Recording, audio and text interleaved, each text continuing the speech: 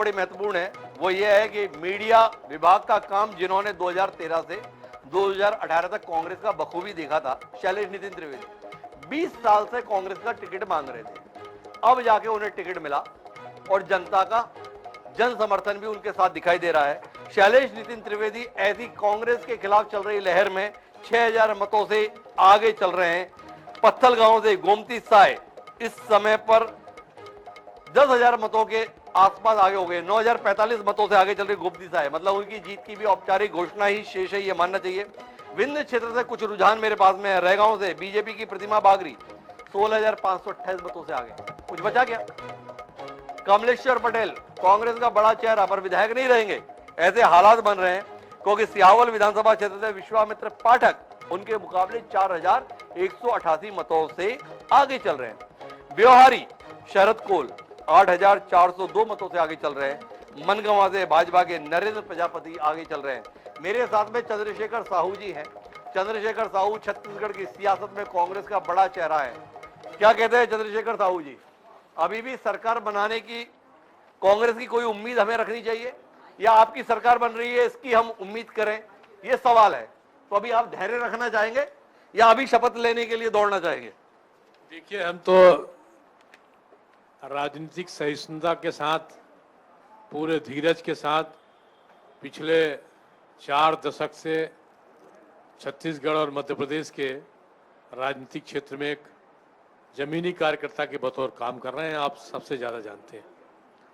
तो पहली बात तो मैं कहूँगा कि आपने कहा कांग्रेस का चेहरा, लेकिन हम बीजेपी के चेहरा हैं और जनता के चेहरा हैं।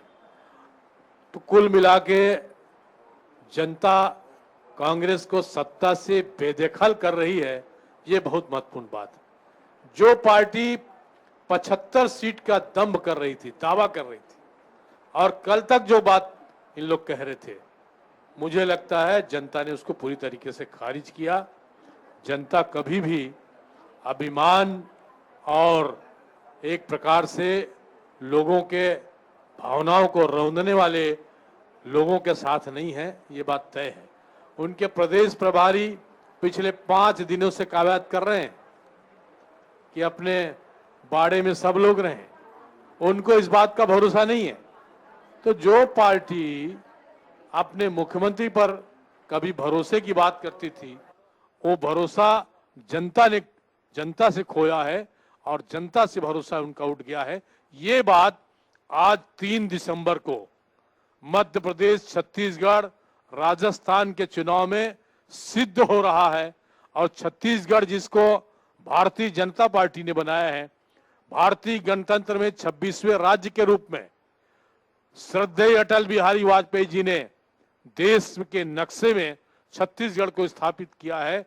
उस छत्तीसगढ़ में फिर से अटल जी के सपनों को पूरा करने वाली भारतीय जनता पार्टी की सरकार बनेगी। ये विश्वास न केवल हमें, न केवल हमारे कार्यकर्ताओं को, पूरे प्रदेश की जनता को अब होने लगा है। प्रारंभिक रुझान से भी ये तय है, आने वाले समय में भी देख लीजिए।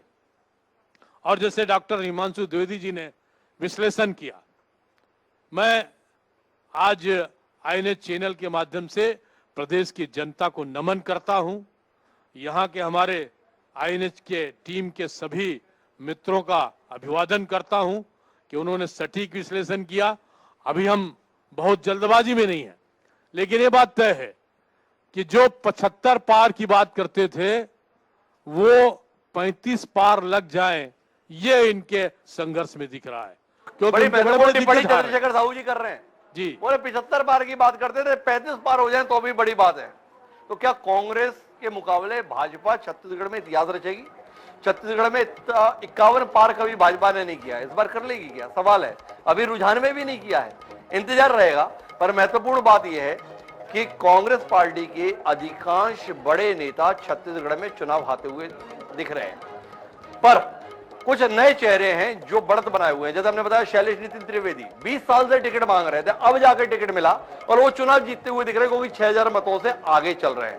पर चाहे वो अमरजीत भगत हो, चाहे वो ताम्रध्वज साहू हो, चाहे चरणदास महंत हो, चाहे TS सिंहदेव हो, सब चुनाव हारते हुए दिख रहे हैं। पर मध्य प्रदेश के संदर्भ में हम समीक्षा करना चाहेंगे।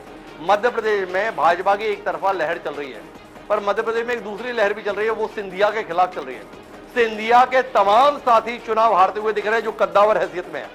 महेंद्र सिंह सिसोदिया शिवराज मंत्रिमंडल का चेहरा, ब्रजेंद्र सिंह यादव मुंगावली से विधायक और मंत्री, सुरेश धाकड़ पोहरी से विधायक और मंत्री, तीनों इस समय अपने अपने विधानसभा क्षेत्रों से पीछे चल रहे हैं। यह अपने आप में बड़ा महत्वपूर्ण घटनाक्रम है। चंद्रशेखर साहू जी अविभाजित मध्य प्रदेश की सियासत का भी चेहरा रहे हैं जी। ये अपनी पार्टी में लोगों को लेकर आते हैं और बाद में निपटा देते हैं, ऐसा आपके विरोधी आरोप लगाते हैं। सिंधिया जी के साथ भी ऐसे ही कुछ कर रहे हैं क्या आप लोग? नहीं, ऐसा कुछ नहीं है। भारतीय जनता पार्टी बहुत उतार चढ़ाव देखी है और आप सब जानते हैं, और आप तो बहुत सारे विषयों पर विश्लेषण करते रहे हैं।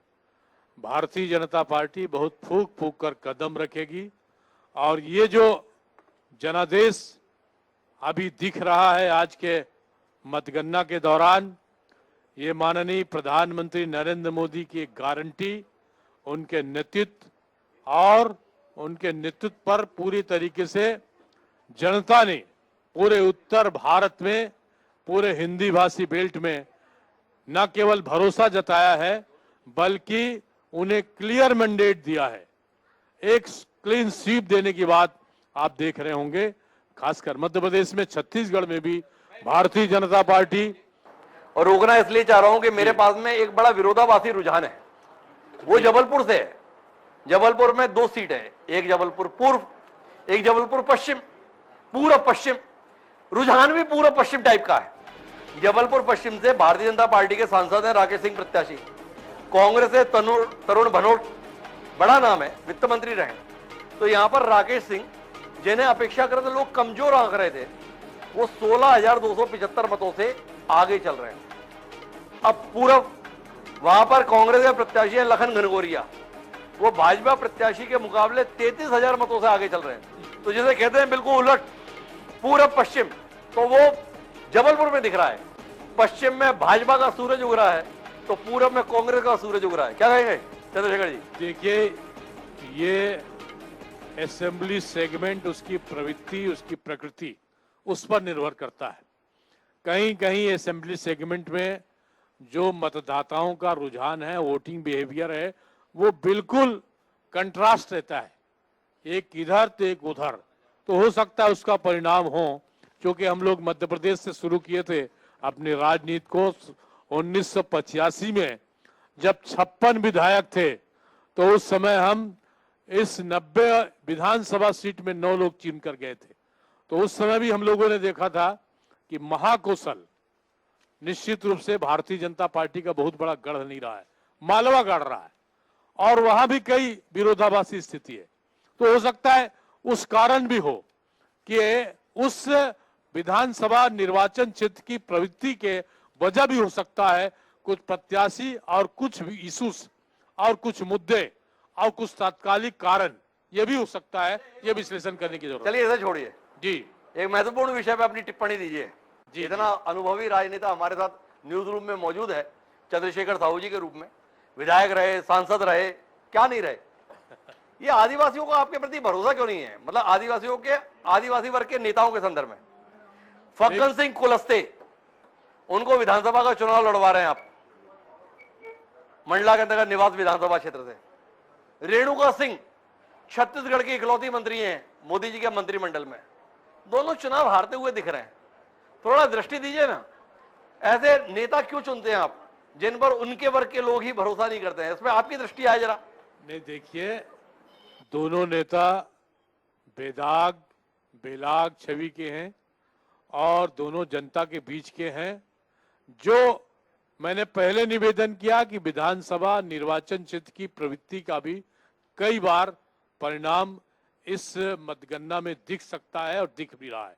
ऐसा नहीं है कि वो उनको रुके खारिज कर दिया। सर ऐसे बोल के मत निकल जाइए। वो जो निवास विधानसभा क्षेत्र से फग्गन सिंह कुलस्ते प्रत्याशी हैं, वहां से उनके भाई कई बार के विधायक रहे। नहीं, देखिए, निवास विधानसभा क्षेत्र के बारे में जहां तक मेरी जानकारी है, फग्गन सिंह कुलस्ते हमारे मित्र हैं। और मैं जब भारतीय जनता पार्टी का 90 में विधानसभा में एक सरकारी उपक्रम समिति का चेयरमैन था, तो वो मेरे कमेटी के मेंबर हुआ करते थे, हमारे साथ उनका दौरा था अमरकंटक में, मैं उनको जानता हूं, बहुत सहज सरल व्यक्ति हैं। और वो निवास विधानसभा क्षेत्र बहुत टिपिकल रहा है शुरू से। जिस दिन टिकट डिक्लेयर हुआ उस दिन से ये बातें आ रही थी, बहुत टिपिकल है। अरे साहू जी, जिस क्षेत्र से उनके भाई 3-3 बार विधायक रह लिए, काहेगा टिपिकल है? रहे हैं, निश्चित रूप से रहे हैं। आगे भी जो स्थिति है वो अनुकूल हो सकती है, लेकिन अभी से उनको जनता ने खारिज किया है, ये आप नहीं कह सकते साहब। मतलब कितने से हारेंगे तो जनता का खारिज होंगे? 10,000 से पीछे चल रहे हैं। देखिए 10,000 से पीछे हैं, हो सकता है आपका अनुमान और आपका कहना अपनी जगह मीडिया की दृष्टि से हो, लेकिन वो निवास विधानसभा क्षेत्र का जहां तक मुझे जानकारी है, क्योंकि मध्य प्रदेश के बारे में कोई दावा नहीं करता, जितना आप दखल मध्य प्रदेश के राजनीति में और मध्य प्रदेश के पूरे राजनीतिक क्षितिज पर रखते हैं, उतना तो हमारा 10% भी नहीं है, लेकिन निवास विधानसभा क्षेत्र टिपिकल है, ये मुझे मालूम। तो भाई फग्गन सिंह कुलस्ते बड़े नेता तो हैं, पर इतने बड़े नेता नहीं है कि टिपिकल विधानसभा क्षेत्र को जीत ही जाए, ऐसा चंद्रशेखर साहू जी हमें बता रहे हैं। क्योंकि उन्होंने कह दिया भाई फग्गन सिंह कुलस्ते की संभावित हार को आप बहुत गंभीरता से मत लो, क्षेत्र बड़ा टिपिकल है। पर हम तो ये मानते भाई जैसा से जीत जाता है। रेणुका सिंह पे भी मैं टिप्पणी लूंगा, पर पहले कुछ रुझान दे दूं। कैलाश विजयवर्गीय 20,000 मतों से आगे हो चुके हैं। हरसूद से कुंवर विजय शाह 13,000 मतों से आगे हो चुके हैं। पर नरोत्तम मिश्रा 2,500 मतों से पिछली बार जीते थे, अभी 2,500 मतों से पीछे चल रहे हैं। इसके अलावा कमलनाथ 12,000 मतों से आगे हैं। छत्तीसगढ़ की बात करें तो चंद्रशेखर साहू जी के परम मित्र राजेश मूणत 6,000 वोटों से रायपुर पश्चिम विधानसभा क्षेत्र से आगे चल रहे हैं। पुरंदर मिश्रा 8,000 वोटों से आगे चल रहे थे। तो कुल मिलाकर यह स्थिति है। रहली से गोपाल भार्गव, जो अपने गुरुजी के कहने के कारण से फिर से विधानसभा चुनाव लड़ रहे हैं कि इस बार तुम वाकई बहुत बड़े आदमी बनोगे, तो उन्हें जनता ने 41,000 मतों की लीड अभी तक दे दी है। अब पार्टी उन्हें कहां तक पहुंचा दी है, इसमें दिलचस्पी है। थोड़ा बताएंगे चंद्रशेखर जी, आपके पुराने मित्रों का उल्लेख कर रहे हैं ना, ये गोपाल भार्गव के साथ में ऐसा क्यों करते हो आप लोग? देखिए गोपाल भार्गव बहुत ही स्ट्रेट फॉरवर्ड लीडर है। मेरे तो साथ में बैठते थे, 90 के दशक में हमने देखा है, और जो बात उनको पसंद नहीं है, चाहे लोगों को पसंद हो ना हो, वो कहने में 1 मिनट भी देरी नहीं लगाते थे, और क्विक डिसीजन। गोपाल भार्गव को कोई लाग लपेट नहीं। गोपाल भार्गव पूरी तरीके से जनता के बीच के आदमी, सभी जनता के बीच के होते हैं, लेकिन ये पूरा समरस हुआ आदमी, और कहीं वो भाव नहीं रहता था। मैं मध्य प्रदेश गोपाल जी को बहुत शुभकामनाएं देता हूं। चंद्रशेखर जी, मध्य प्रदेश से आपके पसंदीदा इलाके में लेके आता हूँ, छत्तीसगढ़ जी। छत्तीसगढ़ में भी आपके संसदीय क्षेत्र की ओर लेके आता हूँ। जगह है राजिम। उस राजिम से अमितेश शुक्ला लगातार आगे चल रहे थे। अब पार्टी को आप लोग तो पसंद आए नहीं, जो पुराने हैं, तो एक नए व्यक्ति को लेकर आए, रोहित साहू को। पहले वो पार्टी को पसंद आया, और अभी रुझान बता रहा है कि जनता को भी कुछ कुछ पसंद आ रहा है। तो रोहित साहू इस समय 600 वोट से आगे हो गए। क्या कहते हैं चंद्रशेखर साहू जी, अगर आप होते तो कितने से आगे होते? हम तो बहुत आगे होते, लेकिन जनता वो तय करती है। जनता के आदेश पर हम, जनता जनादेश पर कोई प्रकार के विपरीत टिप्पणी नहीं करेंगे। लेकिन हम तो पहले ही कहा, हमने जनता को नमन किया, छत्तीसगढ़ की जनता को, मध्य प्रदेश की जनता को, और अभी भी करते हैं, आगे भी करेंगे। जनादेश को पूरी तरीके से सुरधार करेंगे। और लेकिन राजिम कॉन्स्टिट्यूंसी है जहां घाट खाली क्षेत्र कहलाता है, 4 ब्लॉक में है, फिंगेश्वर, चूरा, गरियाबंद, और उसके साथ साथ मैनपुर ब्लॉक का भी कुछ हिस्सा। मैनपुर ब्लॉक का तो नहीं कह सकते, लेकिन ये 3 ब्लॉक मोटे तौर पे है। तो घाट खाली क्षेत्र पूरी तरीके से कांग्रेस का रहा है। मैं तो 4 बार लोकसभा चुनाव लड़ा हूं, चारों बार राजिम में मुझे अलग अलग प्रकार से अनुभव आया है, अलग अलग प्रकार से वोट आए। आखिरी चुनाव लोकसभा का माननीय श्रद्धेय पंडित रविशंकर शुक्ला जी के सुपुत्र और यहाँ के 3 बार के मुख्यमंत्री पंडित श्यामाचरण शुक्ला से मैंने लड़ा, तो उसमें भी राजिम क्षेत्र ने। साहू जी, मैं 2 मिनट के लिए आपको रोकूंगा, क्योंकि हमारे साथ में आपकी पार्टी के प्रदेश अध्यक्ष अरुण साहब जुड़ रहे हैं। अरुण साहब जो स्वयं प्रत्याशी भी हैं इस विधानसभा चुनाव में, जिनको पार्टी ने बड़ी कठिन परिस्थितियों में प्रदेश अध्यक्ष बनाया था साल भर पहले, वो इस समय लोरमी से प्रत्याशी और 9,000 वोटों से आगे चल रहे हैं। उनसे जुड़ने की कोशिश करेंगे, हम समझने की कोशिश करेंगे वर्तमान रुझानों के संदर्भ में। वर्तमान में जो रुझान है उसमें एक बड़ा चौंकाने वाला रुझान में बदलाव हमने बताया कि आगे चल रहे थे अमितेश शुक्ला 4000 वोटों से, पर इस समय 600 वोटों से पीछे हो गए हैं। टीएस सिंहदेव अब पीछे नहीं, बहुत पीछे होते जा रहे हैं, वह 7454 वोटों से पीछे हो गए हैं। वहीं अगर अरुण साहब जिनका हम उल्लेख कर रहे थे 9000 वोटों से आगे चल रहे हैं। इसी प्रकार से गोविंद राजपूत मध्य प्रदेश में सुर्खी विधानसभा क्षेत्र से सिंधिया जी के साथ में कुछ ना कुछ गड़बड़ भाजपा में जरूर हो रहा है भाई। उनके चुने हुए आदमी एक एक करके पीछे जाते जा रहे हैं। गोविंद सिंह राजपूत का चेहरा देखकर भी लोगों को ज्योतिरादित्य सिंधिया का चेहरा दिखता है, वो ज्योतिरादित्य सिंधिया पीछे चल रहे हैं। बाकी सब 15,000, 20,000, 25,000 से आगे। ये सिंधिया जी के साथ के मंत्री इतने पीछे क्यों जा रहे हैं? हालांकि बीच में एक नाम है प्रभुराम चौधरी का, सांची विधानसभा क्षेत्र से 20-22 हजार वोटों से आगे चल रहे हैं। पर यह कहानी कुल मिलाकर चौंकाने वाली है। इधर मैं वापस छत्तीसगढ़ की ओर रुख करूं तो जशपुर भाजपा का गढ़ रहा, वापस गढ़ में तब्दील हो रहा है, क्योंकि राय मुनि भगत जिन्हें अपेक्षाकृत कमजोर प्रत्याशी लोग बता रहे थे, विनय भगत जो सोशल मीडिया में भी बड़ा एक्टिव रहते हैं, अभी उनका एक वीडियो बड़ा चर्चित हो रहा था। अपनी पत्नी के साथ में उन्होंने एक रील बनाई थी, पर वो विनय भगत की रील जनता को भाई नहीं है, क्योंकि विनय भगत इस समय 15,331 मतों से पीछे चल रहे हैं। तो बहुत बुरी स्थिति समय पे है। लेकिन मध्य प्रदेश में कांग्रेस के मुकाबले भाजपा कमाल का प्रदर्शन कर रही है। 158 सीटों पर भाजपा आगे है, 69 सीट पर कांग्रेस आगे है। और छत्तीसगढ़ में भारतीय जनता पार्टी अब अपना पिछला रिकॉर्ड ध्वस्त करती हुई दिख रही है, क्योंकि 52 सीटों पर आगे हो चुकी है भाजपा और कांग्रेस मात्र 36 सीटों पर है। चंद्रशेखर साहू जी अभी हमसे बोल रहे थे 35 पार जाए तो ही आश्चर्य की बात होगी। एक सीट का मामला रह गया है। लेकिन मेरे साथ में अरुण साहब जी जुड़ गए हैं, तो सीधे रुख करते हैं मुंगेली का, जहां पे अरुण साहब जी मौजूद हैं। जी अरुण जी, स्वागत है आपका। जी धन्यवाद हिमांशु जी, बहुत धन्यवाद आपका। थोड़ी देर में लगाता हूं। ये आपको कितना परेशान कर रहे हैं?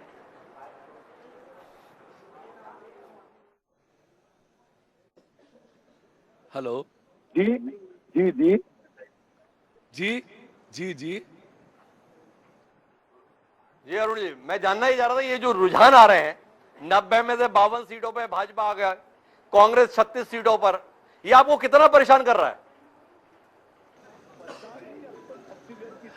आप परेशान नहीं, अब तो छत्तीसगढ़ की जनता और भारतीय जनता पार्टी के दशहरा और दीपावली एक साथ मनाने वाली है। असत्य पर सत्य की जीत होने वाली है। छत्तीसगढ़ में कमल की सरकार बनने वाली है। छत्तीसगढ़ में भारतीय जनता पार्टी की सरकार बनने वाली है। छत्तीसगढ़ खुशहाली और तरक्की की ओर आगे बढ़ने वाली है। आपको अचरज नहीं है इन रुझानों को लेकर? कितना आपके अनुमानों के अनुरूप है ये रुझान, या अनुमानों के प्रतिकूल है ये रुझान? निश्चित रूप से, पूर्ण रूप से मुझे भरोसा था कि पूर्ण बहुमत से भारतीय जनता पार्टी की सरकार छत्तीसगढ़ में बनेगी, और मुझे लगता है कि उसी के अनुरूप ये परिणाम आ रहा है। अभी टेली भारतीय जनता पार्टी की और आगे जाने वाली है। पूर्ण बहुमत से छत्तीसगढ़ में भारतीय जनता पार्टी की सरकार बनेगी। कांग्रेस के कुशासन का अंत होने वाला है। छत्तीसगढ़ खुशहाली और तरक्की की ओर आगे बढ़ने वाला है।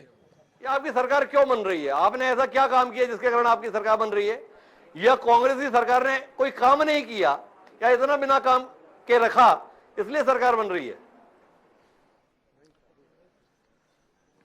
देखिए, कांग्रेस ने 5 साल में छत्तीसगढ़ की जनता को लूटने का काम किया, दोनों हाथों से लूटा, छत्तीसगढ़ की जनता को धोखा दिया, छत्तीसगढ़ के विकास को अवरुद्ध किया, पूरे देश में छत्तीसगढ़ को शर्मसार करने का काम किया। वो छत्तीसगढ़ जिसे देश में छत्तीसगढ़िया सबले बढ़िया कहा जाता था, घोटाले और भ्रष्टाचार और अपराध के कारण छत्तीसगढ़ को देश में बदनाम करने का काम भूपेश बघेल की सरकार ने किया। और आज छत्तीसगढ़ की जनता कांग्रेस के कुशासन से मुक्ति चाहती थी। छत्तीसगढ़ को खुशहाली और तरक्की की ओर ले जाने के लिए छत्तीसगढ़ की जनता को केवल और केवल भारतीय जनता पार्टी पर भरोसा था। छत्तीसगढ़ की जनता मानती है कि छत्तीसगढ़ का भविष्य केवल और केवल भारतीय जनता पार्टी के हाथों में ही सुरक्षित हो सकता है। और इसलिए मोदी की गारंटी पर भरोसा किया, कांग्रेस के कुशासन को समाप्त करने का निर्णय छत्तीसगढ़ की जनता ने किया है, भारतीय जनता पार्टी पर भरोसा किया है। 90 सीटों पर आपको चुनाव लड़ाना था, पर आप खुद भी विधानसभा का चुनाव लड़ा दिए गए पार्टी के द्वारा। पार्टी ने क्या सोचकर आपको चुनाव लड़ाया विधानसभा का? देखिए, पार्टी ने प्रदेश अध्यक्ष को भी चुनाव लड़ाने का निर्णय किया और आप देखेंगे कि लोरमी विधानसभा में भारतीय जनता पार्टी भारी बहुमत से चुनाव जीतेगी। लोरमी के चुनाव तो मेरे कार्यकर्ताओं ने पूरी ताकत से लड़ा, मैं तो प्रदेश में भी घूमता रहा, पर पार्टी का कार्यकर्ता ही चुनाव लड़ता है और प्रत्याशी तो प्रतीक के रूप में होते हैं। लोरमी के कार्यकर्ता पूरी ताकत से चुनाव लड़े। लोरमी की जनता ने भरपूर स्नेह और आशीर्वाद अरुण साव को दिया, पार्टी को दिया। देखिएगा, भारी बहुमत से भारतीय जनता पार्टी लोरमी चुनाव जीतेगी, इतिहास बनाएगी, रिकॉर्ड बनने वाला है। लोरमी की जनता आपको आशीर्वाद दे रही है, प्रदेश की जनता पार्टी को आशीर्वाद दे रही है। ये प्रदेश अध्यक्ष अरुण साहब को भाजपा हाईकमान आशीर्वाद देगा क्या? भाई 2003 में प्रदेश अध्यक्ष थे डॉक्टर रमन सिंह, बहुमत मिला, प्रदेश अध्यक्ष को मुख्यमंत्री बनाया। अरुण साहब के मुख्यमंत्री बनने की क्या संभावना? पार्टी ने मुझे प्रदेश अध्यक्ष के रूप में पार्टी की सरकार बनाने का, पार्टी को बहुमत दिलाने का जिम्मा दिया था और साथ लेकर, सभी नेताओं को साथ लेकर, जनता के आशीर्वाद से उस जिम्मेदारी को बखूबी निर्वहन करने का प्रयास मैंने किया। मेरा प्रयास सफल होता हुआ दिख रहा है। अब सरकार का नेतृत्व कौन करेंगे, इसका निर्णय पार्टी का विधायक दल और केंद्रीय नेतृत्व तय करेगा। भाई तय तो वो करेंगे, पर आपकी दावेदारी रहेगी कि नहीं रहेगी? क्या अरुण साहब बतौर मुख्यमंत्री इस प्रदेश की सेवा करना चाहेंगे, या कोई मन नहीं है, अरे मैं क्या करूंगा मुख्यमंत्री बनकर? देखिए, मैं पार्टी का कार्यकर्ता हूं, बहुत छोटा कार्यकर्ता हूं। पार्टी ने मुझे जो जिम्मेदारी दी है पूरी ईमानदारी और मेहनत से निभाया है। अभी प्रदेश अध्यक्ष के जिम्मेदारी के रूप में मैंने पार्टी के लिए कार्यकर्ताओं के सहयोग से मेहनत की, जनता का आशीर्वाद मिला। अब पार्टी को बहुमत मिलेगा और सरकार का नेतृत्व कौन करेंगे, विधायक दल और केंद्रीय नेतृत्व तय करेगा। तो बहुत बहुत धन्यवाद अरुण साहब जी हमारे साथ जुड़ने के लिए। तो ये तो अरुण साहब जी बहुत उत्साहित हैं। उनका कहना है कि पार्टी ने मुझे जिम्मेदारी दी थी, उस जिम्मेदारी का निर्वहन मैं कार्यकर्ताओं के साथ मिलकर कर पाया, मुझे इस बात की खुशी है। पर खुशी तो चंद्रशेखर साहू जी को भी हो सकती है। वो बोल रहे थे कि 35 पार हो जाए तो बहुत बड़ी बात है। 35 पर आकर रुझान में रुक गई है कांग्रेस। चंद्रशेखर साहू जी क्या कहेंगे? जी बंधुवर, जैसे मैंने पहले कहा कि छत्तीसगढ़ की जनता, क्योंकि मेरे पास पहला परिणाम आ गया है। अभी तक हम रुझान दे रहे थे, पर इन रुझानों के बीच में पहला परिणाम मेरे पास में है, और वो है मध्य प्रदेश में काला पीपल विधानसभा क्षेत्र से, जहां भारतीय जनता पार्टी के प्रत्याशी घनश्याम चंद्रवंशी 11,941 वोटों से जीत गए। घनश्याम चंद्रवंशी चुनाव जीते, ये इतना महत्वपूर्ण नहीं है। महत्वपूर्ण ये है मध्य प्रदेश युवक कांग्रेस के पूर्व अध्यक्ष और वर्तमान विधायक कुणाल चौधरी चुनाव हार गए हैं। बहुत बड़ी खबर मध्य प्रदेश से। पहला परिणाम जो आया है वो काला पीपल विधानसभा क्षेत्र से आया है। भाजपा के घनश्याम चंद्रवंशी 11,941 वोटों से चुनाव जीत गए हैं। वहीं कांग्रेस का एक और कद्दावर चेहरा जीतू पटवारी निर्णायक हार के कगार पर पहुंच गए हैं। जीतू पटवारी राऊ विधानसभा क्षेत्र से 20,000 वोटों से पीछे चल रहे हैं। और इसके बीच पत्थलगांव मतलब जशपुर में गोमती साय निर्णायक बढ़त पर हैं, 9,000 वोटों से आगे चल रही हैं और अब उनकी जीत की औपचारिकता ही शेष है। जो भी प्रत्याशी 10,000 के करीब पहुंच गया विधानसभा चुनाव में, यह हैरतपूर्ण ही होगा अगर उसके बाद उसका नतीजा अंतिम हार के रूप में आए। पर एक बड़ी खबर गुना के अंतर्गत राऊगढ़ से है, जहां पर जयवर्धन सिंह जो पीछे चल रहे थे अब आगे हो गए हैं और तकरीबन 2,500 मतों के अंतर से वो अपने प्रतिद्वंदी से आगे चल रहे हैं। पर जयवर्धन सिंह पिछले 2 चुनाव तकरीबन 50-50 हजार मतों के अंतर से जीते थे। ऐसे व्यक्ति का 2000-3000 मतों पे सिमटा रहना इतने राउंड के बाद अपने आप में चौंकाता है। पर जैसी हालत कांग्रेस की मध्य प्रदेश में दिखाई दे रही है, उसमें जीत बढ़ जाओ। टी.एस. सिंहदेव बोलते हैं भाई 1 वोट से ही जिता देना, बस जिता देना। हालांकि इस बार उन्हें उस जीत के संदर्भ में भी काफी संघर्ष करना पड़ रहा है। तो ये हालात है। जी चंद्रशेखर जी, आपसे बातचीत मेरी बीच में अधूरी रह गई थी। जी जी जी नहीं, आप तो बहुत चौंकाने वाले परिणाम प्रदेश की जनता को और दोनों प्रदेश की जनता को दे रहे हैं कि पहली जीत भारतीय जनता पार्टी की हासिल हुई है और वो अच्छा संकेत है। शुरुआती रुझान भी आपने स्पष्ट देखा है और पूरे प्रदेश के हर वर्ग के लोग आज देख रहे हैं। वो टीवी स्क्रीन के सामने कहीं न कहीं किसी न किसी रूप में, चाहे वो गांव का किसान हो, चाहे मजदूर हो, युवा हो, महिला हो, बुजुर्ग हो, और भी नीचे के तबके के, ऊपर के तबके के लोग हों, सब लोगों का एक प्रकार से दृष्टि टीवी पर लगा हुआ है, परिणामों पर लगा हुआ है और वो महसूस कर रहे हैं कि तीनों राज्य में भारतीय जनता पार्टी की सरकार बनते दिखाई दे रही है। छत्तीसगढ़ में भी जो बड़े बढ़ चढ़ के दावा कर रहे थे कि हम 75 पार करेंगे, ये दम्भ को जनता ने एक सिरे से खारिज किया है। उनके बड़े नेता सब चुनाव हार रहे हैं, उनके दिग्गज नेता चुनाव हार रहे हैं और जैसा कि स्टेब्लिश हो गया कि कांग्रेस बनाम भ्रष्टाचार, प्रधानमंत्री जी ने जो एग्रेसिव इलेक्शन कैंपेन किया और पूरी तरीके से बात कही, सीधा संवाद किया, लोगों के साथ संवाद किया, हर वर्ग के लोगों के साथ संवाद किया और उनका ही एक नेतृत्व है, उनका ही चमत्कारिक नेतृत्व है कि हम इन तीनों हिंदी भाषी राज्य में पुनः रिपीट कर रहा हूं, भारतीय जनता पार्टी के नेतृत्व में सरकार बनाएंगे। ये निश्चित रूप से प्रधानमंत्री नरेंद्र मोदी जी के कुशल नेतृत्व का हमको आशीर्वाद मिला है जनता से, उनके कुशल नेतृत्व का परिणाम कह सकते हैं। माननीय अमित शाह जी हमारे छत्तीसगढ़ में, माननीय ओम माथुर जी बहुत वरिष्ठ नेता, राज्यसभा सदस्य, माननीय मनसुख मांडविया जी बहुत लो प्रोफाइल में रह के केंद्रीय मंत्री रहते हुए वहां जमीन पे बैठ के लोगों से बातचीत करते थे। नितिन नवीन जी बिहार के अपने दायित्व को छोड़कर सालों साल, महीनों महीनों वो छत्तीसगढ़ में काम कर रहे थे। हमारे संगठन से जुड़े लोग, चाहे हमारे क्षेत्रीय संगठन मंत्री हो, चाहे संगठन महामंत्री हो, चाहे हमारे प्रदेश अध्यक्ष हो, हर पदाधिकारी इस बार अपने आप को चुनाव में दांव में लगाया था, भारतीय जनता पार्टी के आदेश का पालन किया था और जनता ने उन्हें आशीर्वाद दिया है। ये साफ दिख रहा है। आपका बहुत बहुत आने वाले धन्यवाद समय में चंद्रशेखर साहू जी लगातार हमें ये बता रहे थे कि किस तरीके से मेहनत करके इस चुनाव को जीता जा रहा है।